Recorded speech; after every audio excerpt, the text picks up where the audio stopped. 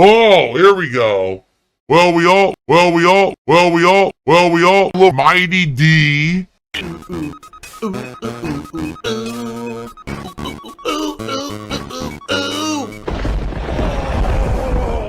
Here's Phil to tell you more. So first off, yesterday something arrived live during my streams. This guy.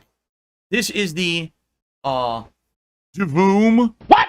Now, when it arrived, I was very frustrated with it.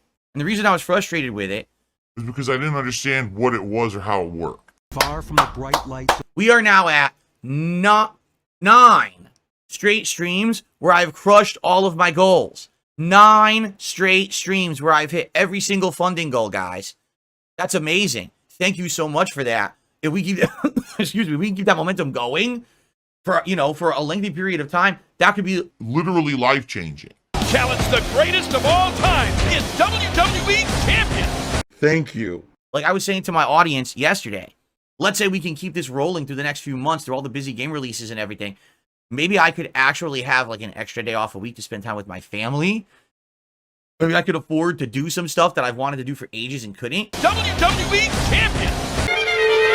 All right, let's talk about yesterday, because of course everyone wants me to talk about the big topic, the elephant in the room, the co-op with Kino Casino and Mutahar that didn't happen. Didn't happen. All right. So of course everyone's bombarding me with questions about what happened. I don't know. All right. Here's what was supposed to happen. Kino Casino, talked to Mutahar, arranged for this co-op. I even talked earlier in the week about how Mutahar had apologized to me after I apologized to him about our behavior towards each other previously, and everything seemed good, right?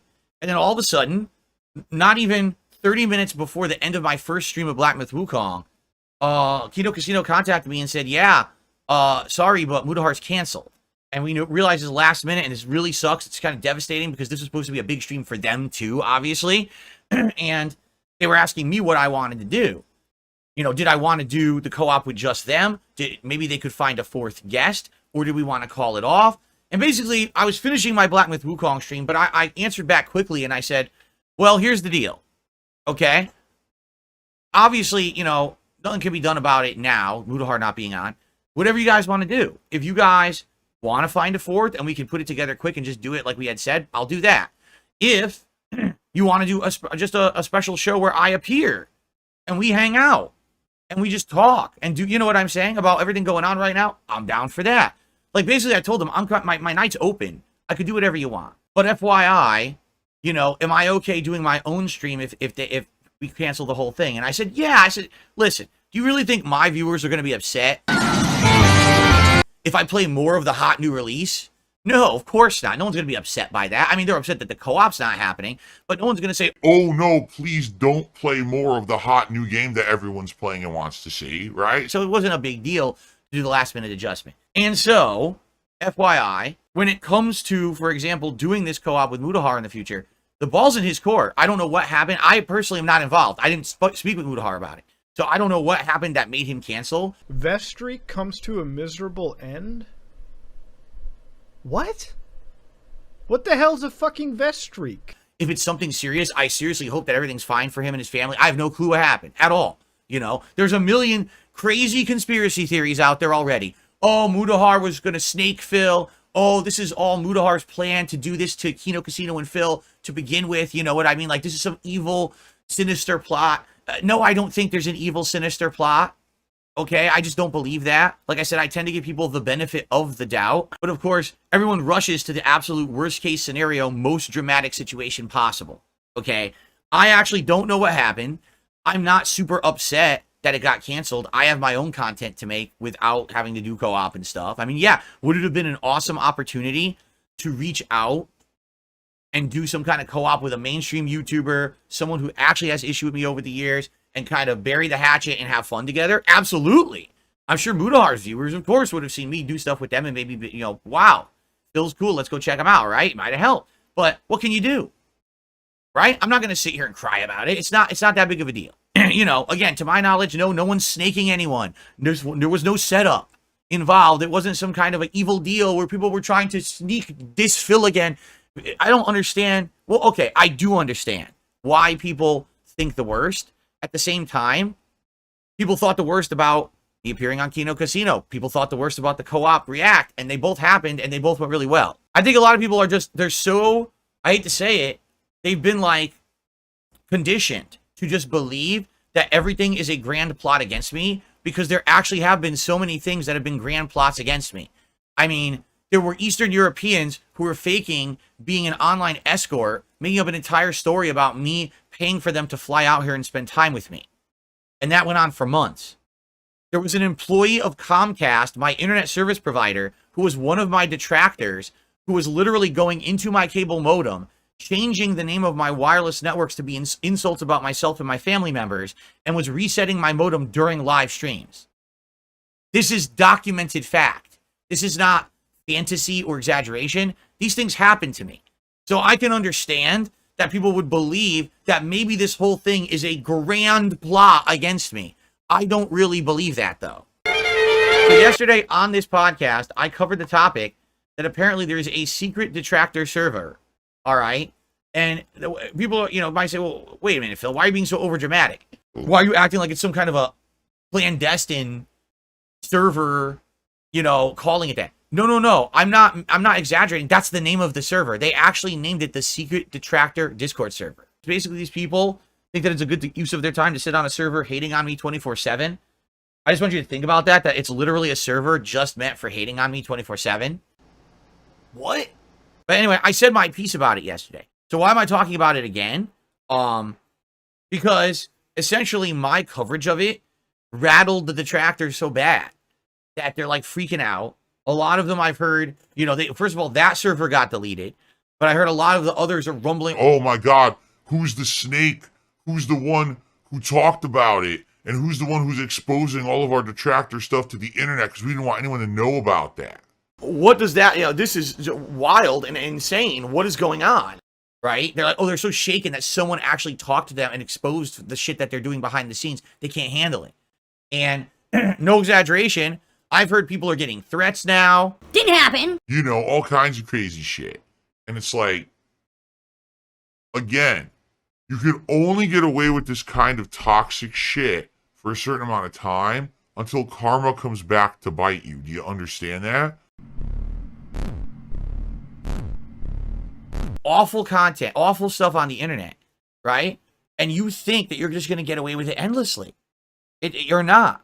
Karma will come back. And that's what people are now realizing. Oh, crap. All these things that people have done to Phil over the years is all coming back to bite them. And by the way, just to, again, reiterate this, I'm not doing any of this.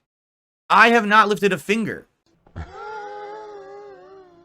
Rich from Review Tech USA imploded by himself. Okay? Yesterday, when I'm talking on stream here, that's not even, that's not even me. Like, that, I have nothing to do with it. I'm just covering a story that someone linked me. I'm not even involved in it. I have nothing to do with it. These things are just happening all around themselves. You know what I'm saying?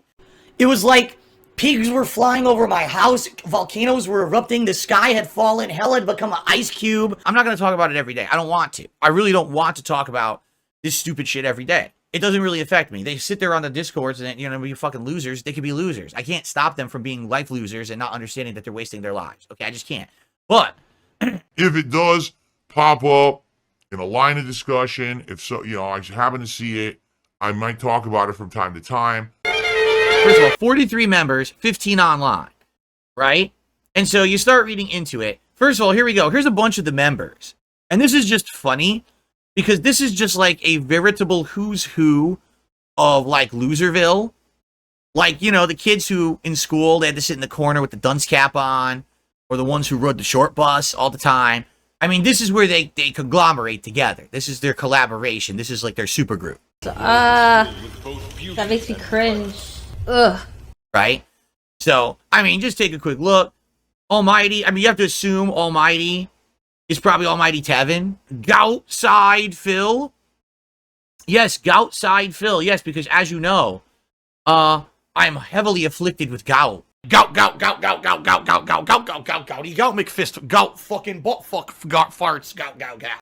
And every day I have an attack of this, and even though I haven't had attacks in years, it's not anything pertinent or whatever, you know what I'm saying? We got the crown prince, or maybe I should call him the clown prince of Detractor hating on me. It's a Gundam. The guy who is so fucking desperate for attention that he basically begged Craig to be in somehow a part of my interview. And his question was so fucking bad. He couldn't even say it in a way that was intelligible that anyone understood. He's literally not added an intelligent thought to the planet since he was born. He's a fucking joke. Here's another winner, Memology 101. Yeah. You know, that guy who literally has been making insanely untrue videos about me for the longest time. Like, as far back as, like, 6+ years ago. I was one of the few fucking content creators on the internet that actually stomached through this insanely mediocre game and beat it. Okay? One day, I'm literally at the end of my stream. In fact, I'm going over trying to beat this one part of the stage. And I die, and it frustrates me because I had stayed like maybe 15, 20 extra minutes on my stream, and I still didn't beat it. And I got angry. I was like, fuck this game. It's a piece of shit or whatever. I said, all right, guys, that's it. I'm out of time, whatever. This guy, I swear to God, makes a video. Darkside Phil rage quit the game. The fuck are you talking about? This motherfucker literally makes completely factually untrue content every single day. He's a loser. He should not be on YouTube. He should not be allowed to be on YouTube. He's lucky that no one has sued him for slander or defamation or whatever the hell it is, because literally the vast majority of content he puts out is all fucking fake. Okay? But he's in the server, the secret Detractor server. Liquid Phil, I swear I remember that name from something, but I don't know what. Probably just another long time, loser Detractor of mine. Okay? Oh, here we go. Well, Mighty D. Wow! Wow! Wow, guys! Whoa! Once again, another guy, I've never seen a piece of content out of this guy ever, but I hear all the time about this motherfucker talking shit about me. What? What the fuck?